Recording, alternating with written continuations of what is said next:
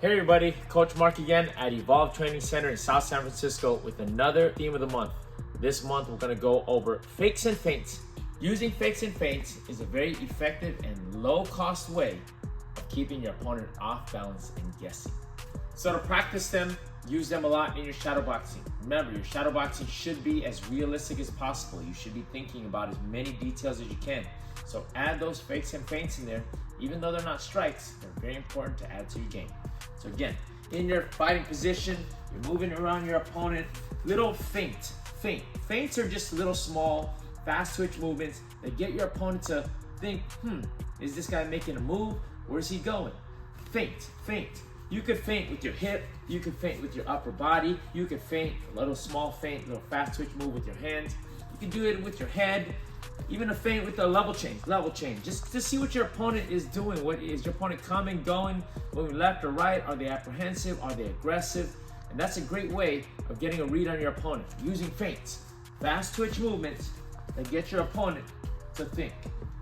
Now, fakes on the other hand are the setup, or fakes on the other hand are very similar to feints, but they're gonna show a little bit more of the move at hand. So again, like a teep. Maybe you're working that teep, your little foot jab. You're getting your opponent to read that foot jab or get bothered by that foot jab. So from that foot jab, maybe you fake that entire movement. Now you're drawing an actual defense against that move and you're reading it, you're putting it into your database. What do they do every time I lift my leg? You could fake off round kick. So let's say you're swinging that hip around for that round kick. You're using touches, little touches. So now, when you open up that hip, like so, it looks like that round kick, you want to get a read on their defense. Are they checking? Are they going for a catch? And if you could read that, maybe they're going for a catch, boom, go high, go to the head, go to the neck. If they're checking it and they're high on the check, all right, I got that read. Check it, I sweep under for that supporting leg.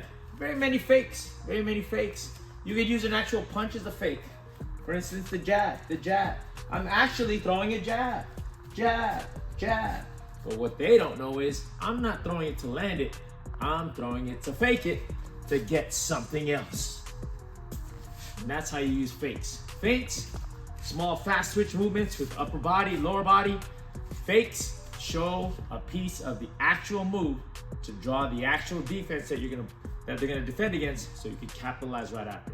Fakes and feints.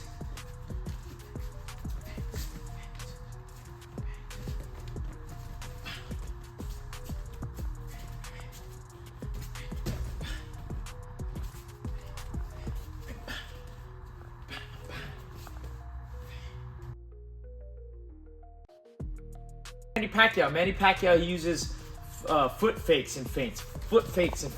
He's always, am I going? Am I coming? Am I going? He's faking. That's an example in the boxing realm of faking and feinting with your feet.